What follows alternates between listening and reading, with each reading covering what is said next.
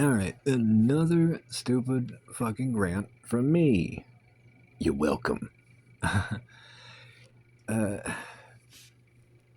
Game companies typically view mod work and modders in a very poor light. You know, for most people that mod, it's about adding content or quality of life features. It's like the very reason is like I never make mods or community content is because usually somewhere in agreement to play a moddable game, you sign away any right to your work and to your ideas. I think Bethesda has like the shittiest policy, that basically reads like, "Hey, anything you make, we can steal and use, and you get nothing. And by adding your content into the game or uploading it for others to enjoy, well, actually, it was using the software to make content in our to add your content to our game. By using that software, you agree to give us, all rights to, your content. So basically, they strong armed you. If you want your content in our game, your content is no longer your content. And most game studios, they typically view modders and mod work as like a well of free ideas to draw from. And then, and the trade-off is like we get the illusion that we can take this created world and add to it and make it better and entertain others for free. The second bit is why people love moddable games. On the flip side, the bad side of modding, which can be circumventing checks for paid content, adding content that doesn't belong, breaking and hacking the game in general. And, remember, modding can be and is technically considered hacking. And, like even Nintendo views mods in other games that are as simple as like their characters as stealing. As in like that game studio is getting revenue for their characters. And it's like I remember, what was it? I want to say it was last year that Nintendo did a giant fucking crackdown. And it's like and they forced all these game companies to like remove what they considered their content from these games, even though nobody paid for the free content, and like the models and textures that these people use, it usually was made with somebody actually went out of their way and like designed it themselves. They're not, this content wasn't stolen. It just looks like their content, really. But anyway, that's neither here or there. So usually what happens is the companies, how they view modders is just it's, even though the modders can be people of equal skill to their own paid staff that work on these games, they typically view them as like fanatic subhumans or just idiots who willingly give them free shit they can monetize. It's just one more instance of game companies milking their user base dry.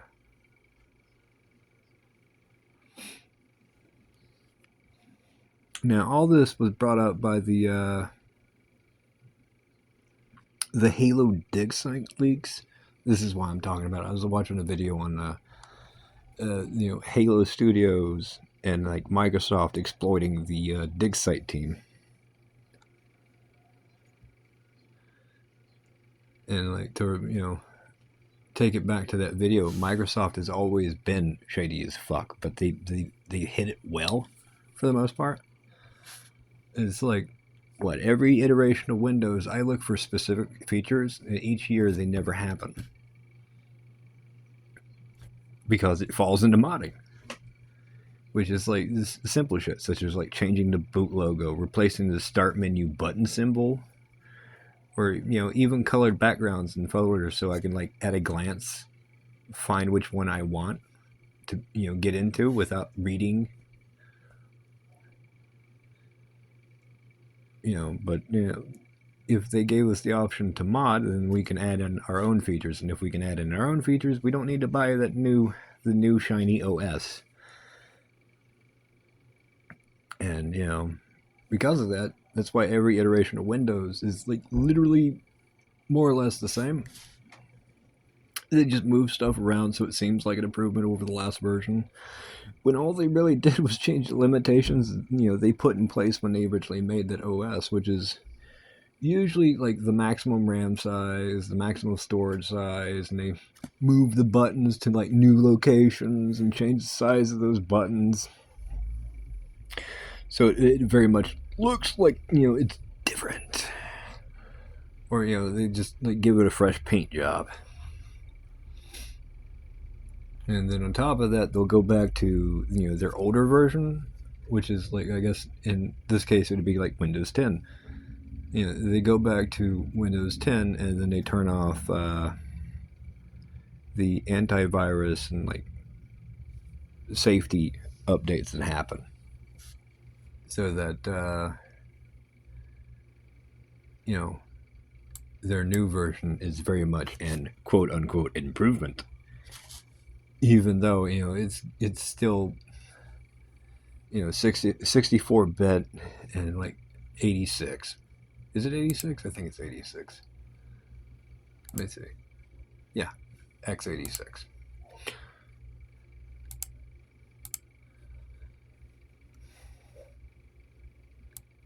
So theoretically, because like Windows 11 is just a modded version of Windows 10, you could probably actually just port the features from it over to Windows 10, but they probably got like some bullshit DRM on it. But yeah.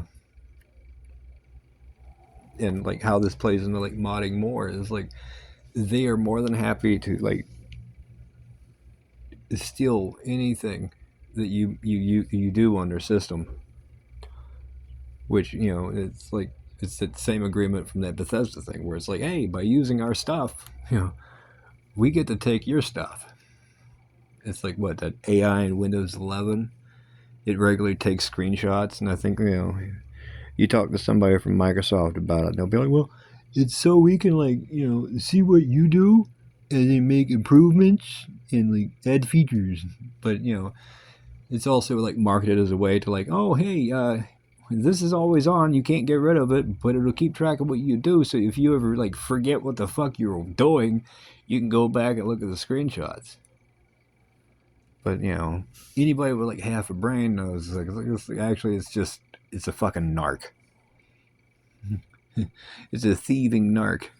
So they can still like, it's just like if you're a writer, they can steal your ideas. If you're a designer, they can steal your art. And if you happen to piss them off, and you've been like doing some questionable stuff that isn't illegal, I think that isn't, well, I'm not gonna say isn't illegal, because they're turning it into like the alphabet agencies or the local police.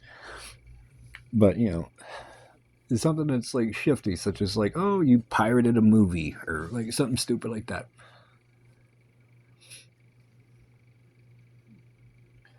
Not that Windows 10 is any better. It's like what? It has like a bunch of background shit that's always running and doing stuff without asking. And what, like since like Windows 7 and up, there's always been like automatic updates that you really had no control over. Although it's been a minute since I used Windows 7, so I can't really say for sure. But they no longer have to like force your hand to update, which was what their favorite tactic back then was. Is they're going to release a new version of like what is it, the .NET framework or whatever, to where if you're playing a game, you're using a program, whatever that requires it, well then to install the framework, DirectX, whatever, you'll have to have the latest updates. That was their nice little workaround to that, to forcing people to update back in the day.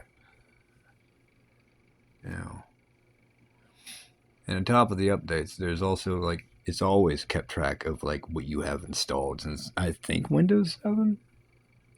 Like I said, it's been a minute, but I was like, I could have swore it's like everything's plug and play now.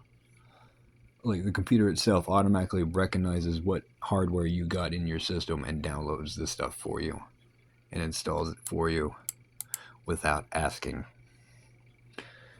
But to wrap this up and take it into an even worse direction, it's like there's so much mind games that these corporations and even our own government plays anymore. It's not funny.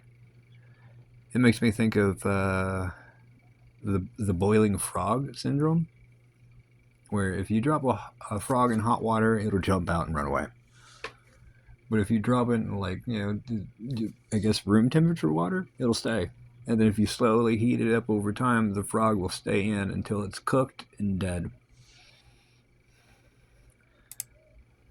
So like it seems like with every bit of like tech anymore, it's like you get slow drips of like, hey, if you give up this one thing, we'll let you use our stuff.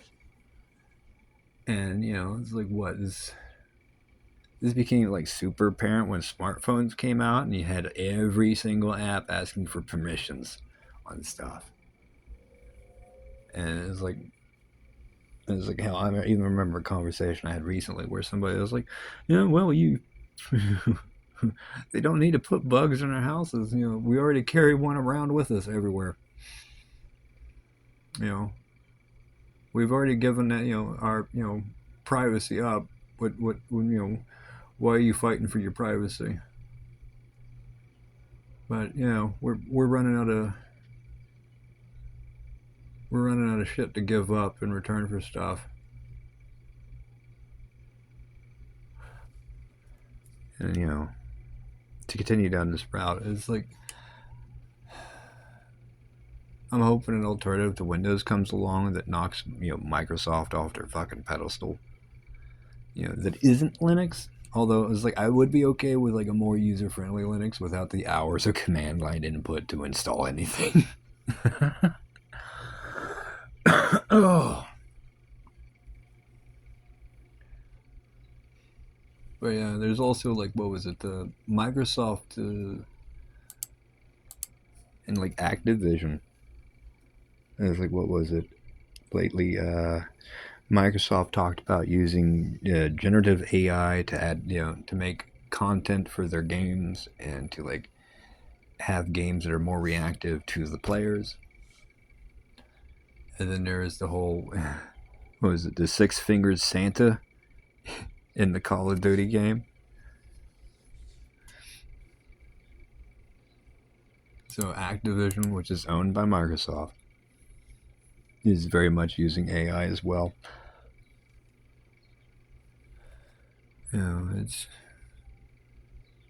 It's shitty. It is shitty anymore. And it's like dealing with shitty isn't too bad, but it's a scary kind of shitty. It's an abusive kind of scary. Like, you do what I say or you get the belt. You do what I say or I won't let you out of your cage. I think I said at the beginning of this, like I jump around so many fucking topics, but I did have to stop and restart the recording because I had to fucking sneeze, so I may have not said that in this one. But yeah, that's about all I wanted to cover.